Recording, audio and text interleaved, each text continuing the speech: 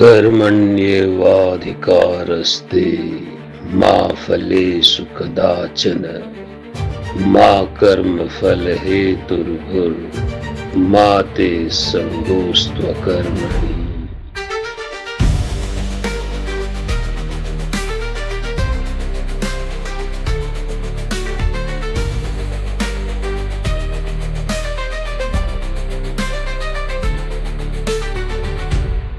Welcome to Zenith, the Voice of India. This is a new YouTube channel launched by me.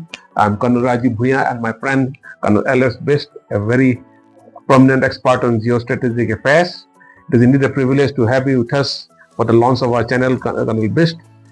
And as the viewers, as you all know, the main focus coming up on all over the media platforms is the Iran US nuclear standoff. I would like to have your views on this. First, initially, a general statement on the emerging situation and how it evolves from here. Thank you, Colonel Rajiv. Firstly, congratulations on launch of your YouTube channel, Zenith. Yeah. I wish you all the success. Look, as of date, when we talk about geopolitics, it is changing by every hour. And especially after the President of the United States, Mr. Donald Trump, has taken over. Every hour things are changing. He has probably imposed so many tariffs. He has shaken up the entire old system. And it would not be wrong to say that a new order has already emerged.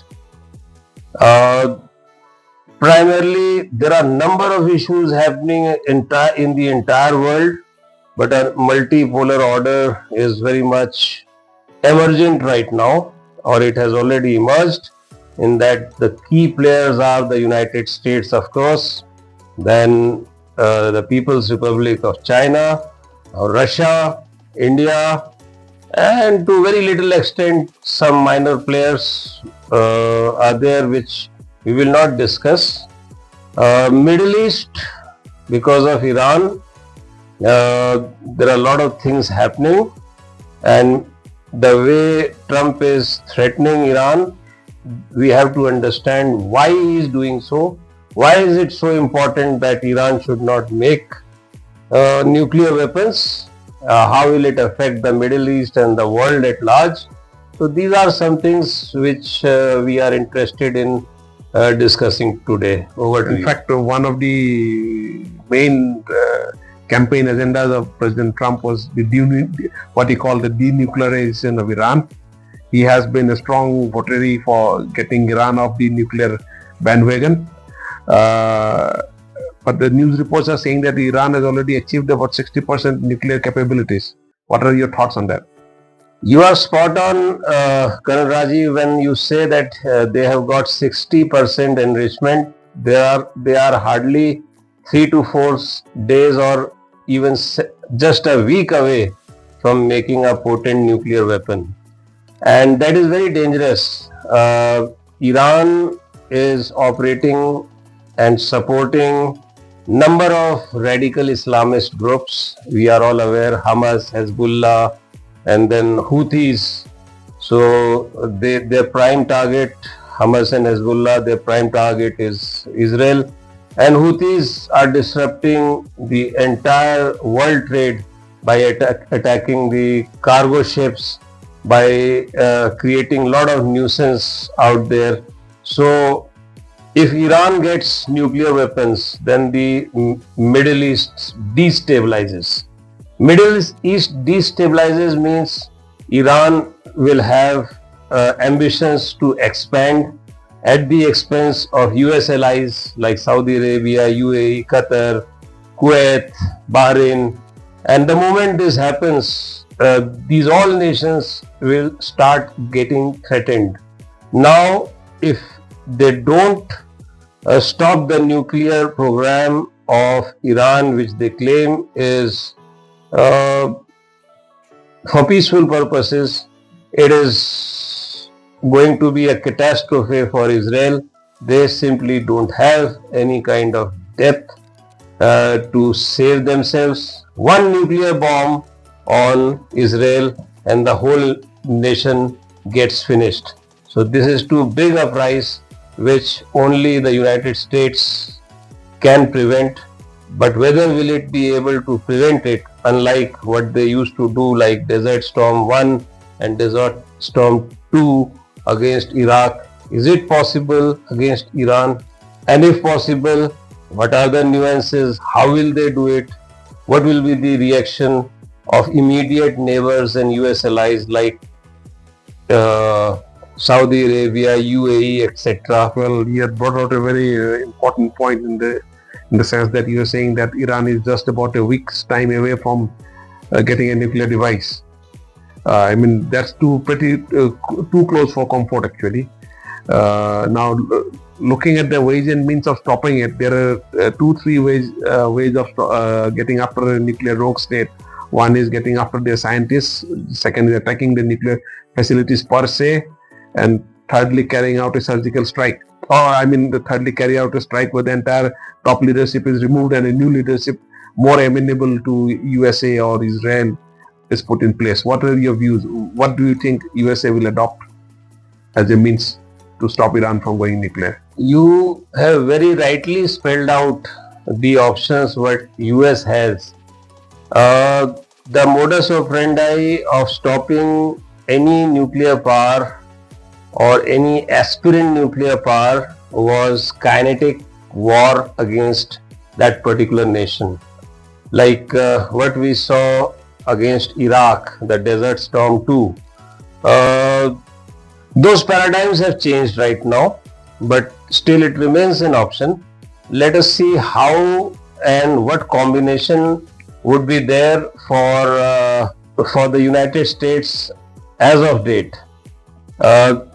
Firstly, President Donald Trump has invited the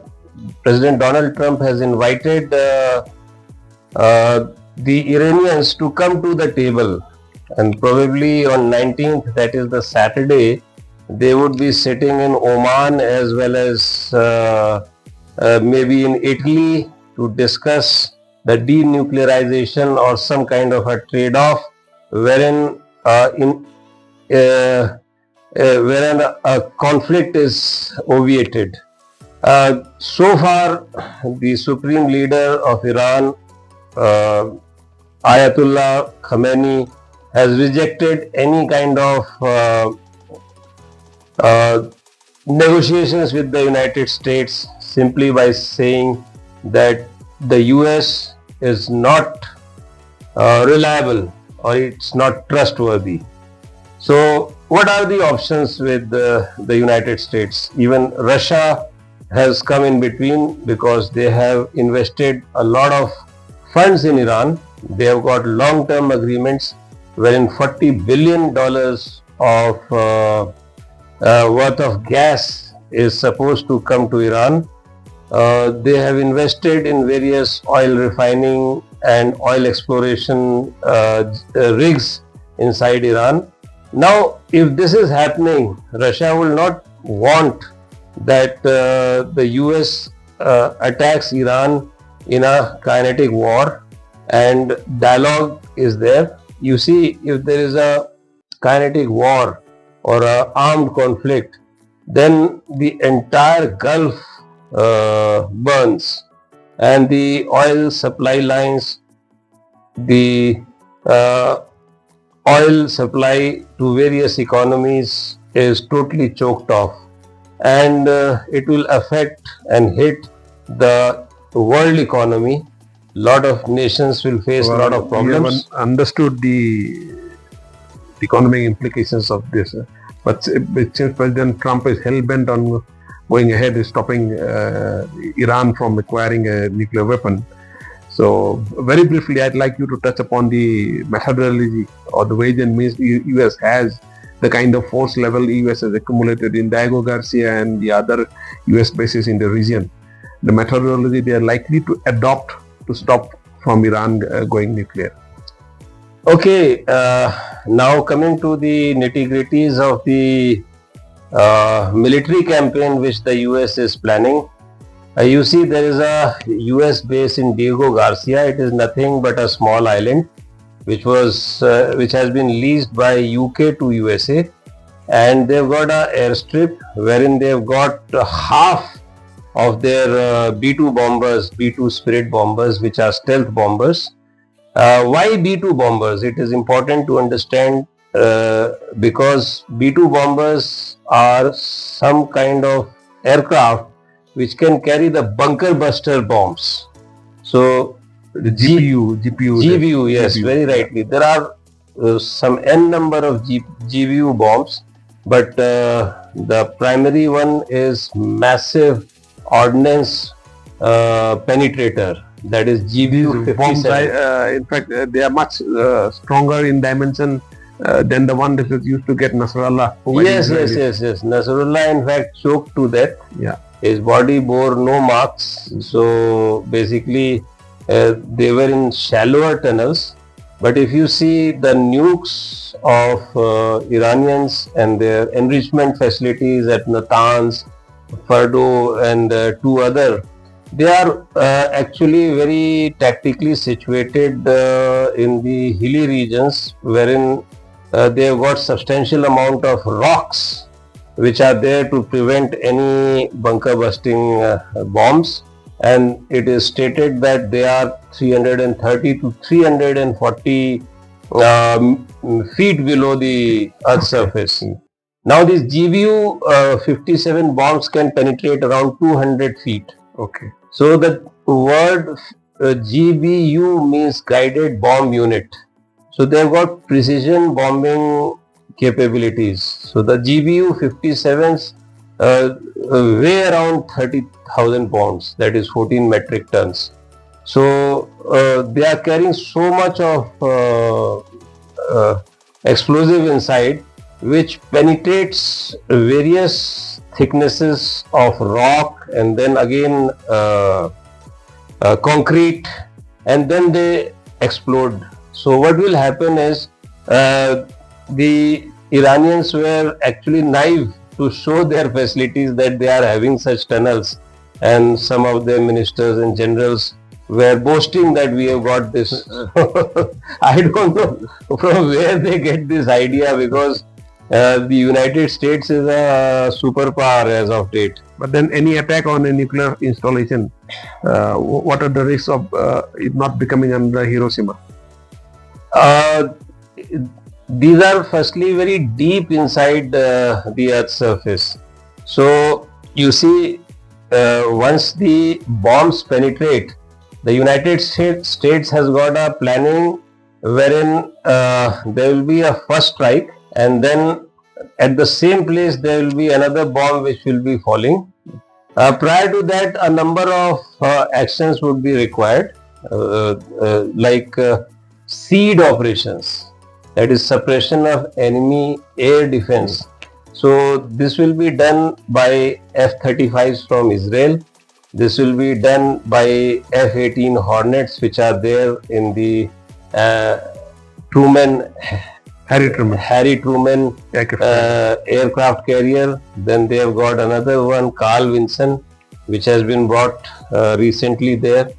And they have got, apart from F-18, EA-18 Growler aircrafts. So they will be hitting all the air defense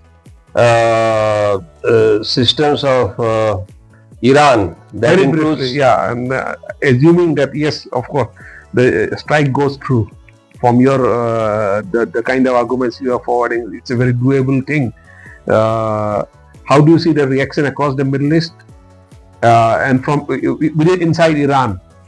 Because any strike on an Iranian nuclear facility will arouse patriotic feelings.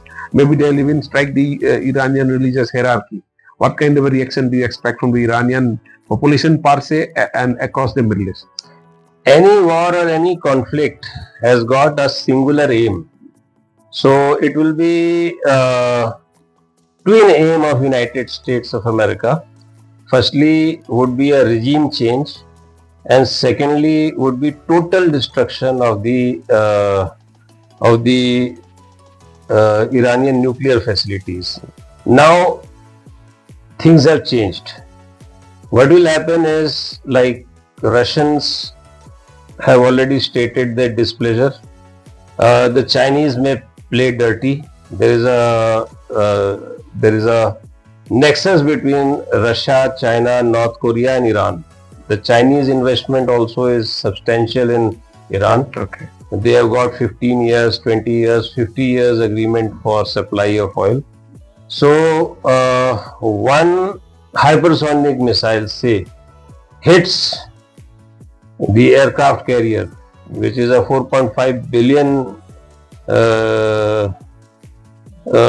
cost. This will be not only in financial terms, but the prestige of United States comes into play. If this happens, then this has got a potential of World War III. Okay. So Getting out now of control. Yeah. it goes out, spirals out of control, and these major players are bound to come in that area.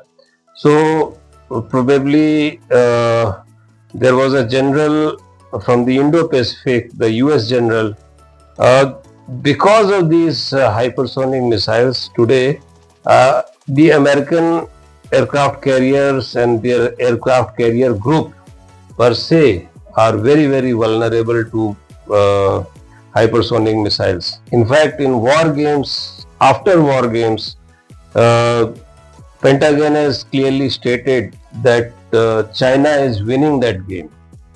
Why they are winning that game? Because of space warfare.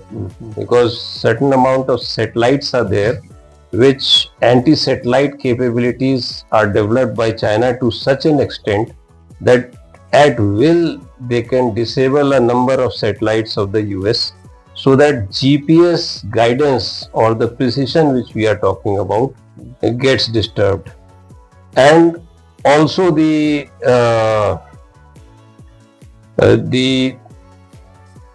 hypersonic missiles have made US forces vulnerable. US is a naval power, it's not a land power.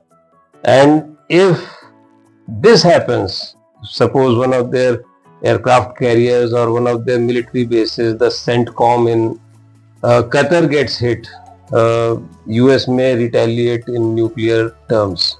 Now just see that there are around 12 nuclear armed Chinese submarines, 31 submarines nuclear armed, they are with Russia, while 68 nuclear submarines are with United States, and North Korean missiles can hit anywhere in And America. target in the USA. Okay. So now you see, will the President Donald Trump or will Pentagon risk this kind of a warfare which spirals out of its hand or not? It has to be seen. Thank you so much, Colonel Best. You have rightly brought out the dangers of the standoff that is now brewing in the Middle East. No soldier desires war. In fact, we all are hoping that this gets settled amicably through discussions. However, if wars come to wars, we can expect some military action there. We still hope saner opinion prevails. I hope this has been our first presentation on Iran-US standoff. I hope you liked our presentation. Do subscribe our channel. I repeat again, do support us. It's a new channel. We will be looking forward to your support so that we can keep on getting you quality content. Thank you so much. Thank you, sir. Thank you so much. Thank you so much.